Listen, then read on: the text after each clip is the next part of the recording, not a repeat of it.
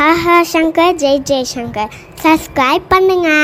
ஸ்ரீ மகாபெரிவா திருவடிகள் சரணம். ஹரஹர சங்கர ஜெய் ஜெய்சங்கர். நம்மளுடைய மகாபெரிவா துணை சேனலை தொடர்ந்து ஃபாலோ பண்ணுற அத்தனை பேருக்குமே மிகப்பெரிய நன்றி. நான் நம்ம சேனலில் நிறைய பதிவுகளை கொடுத்துட்ருக்கேன். அந்த வகையில் இன்றைக்கி நம்ம பார்க்க போகிற ஒரு முக்கியமான பதிவு என்ன அப்படின்னா, நம்மளுடைய வாழ்க்கையில் சில பேர்களுக்கு பார்த்திங்கன்னா பிறந்ததில் இருந்தே ரொம்ப கஷ்டம் மட்டுமே பட்டுட்ருக்கோம் அப்படின்ற ஒரு சூழ்நிலை இருக்கும். தீராத கடன் பிரச்சனை, தீராத நோய் பிரச்சனை, வம்பு வழக்கு சண்டை, இந்த மாதிரி ஏதாவது ஒரு பிரச்சனை, பண பிரச்சனை இருந்துக்கிட்டே இருக்குது. வாழ்க்கையில் ஒரு முன்னேற்றமே இல்லை. சரியான வேலை அமையலை, சரியான வரன் அமையலை, ஒரு நிரந்தரமான வருமானம் இருக்க மாட்டேங்குது. இந்த மாதிரி ஏதாவது ஒரு பிரச்சனை ஒவ்வொருத்தருக்கும் மாறுபட்டிருக்கும். பொதுவாக இந்த ஜென்மத்தில் நம்ம படக்கூடிய கஷ்டங்கள், துன்பங்கள், துயரங்கள் எல்லாத்துக்குமே காரணம் அப்படின்னு பார்த்திங்கன்னா நம்மளுடைய முன்வினை காரணம்தான். நம்ம முன் ஜென்மத்திலேயோ அல்லது இந்த ஜென்மத்திலேயோ தெரிஞ்சு தெரியாமல் நிறைய பாவங்கள் செஞ்சுருப்போம் இல்லையா? அந்த பாவங்கள் எல்லாம் நம்மளுடைய கர்மாவாக மாறி நமக்கு இந்த மாதிரியான துன்பத்தை எல்லாம் கொடுக்குது.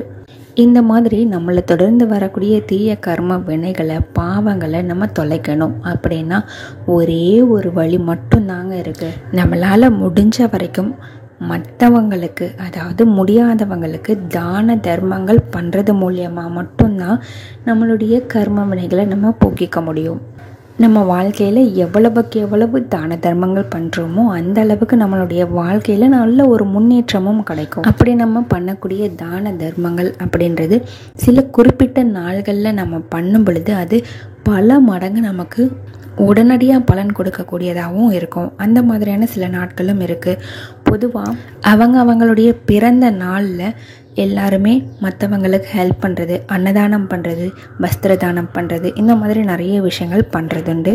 அது ரொம்ப நல்ல விஷயந்தான். இந்த பிறந்த நாள் அப்படின்றது ஆங்கில தேதியில் இல்லாமல் தமிழ் மாதத்தில் வரக்கூடிய பிறந்த தேதியையும் நிறைய பேர் கொண்டாடிட்டு இருக்காங்க. அதாவது நட்சத்திரம் பார்த்து. இதுவுமே ரொம்ப நல்ல விஷயந்தான்.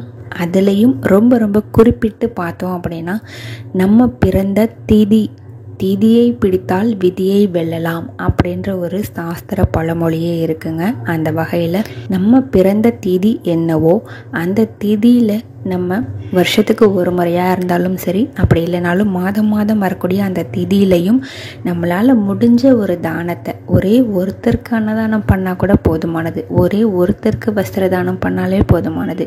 உங்கள் வசதிக்கு தகுந்த மாதிரி எத்தனை பேருக்கு பண்ண முடியுமோ அத்தனை பேருக்கும் பண்ணலாம். இதை மட்டும் உங்களுடைய வாழ்க்கையில் ஒரு குறிக்கோளாக எடுத்துகிட்டு செய்துக்கிட்டே வாங்கலை.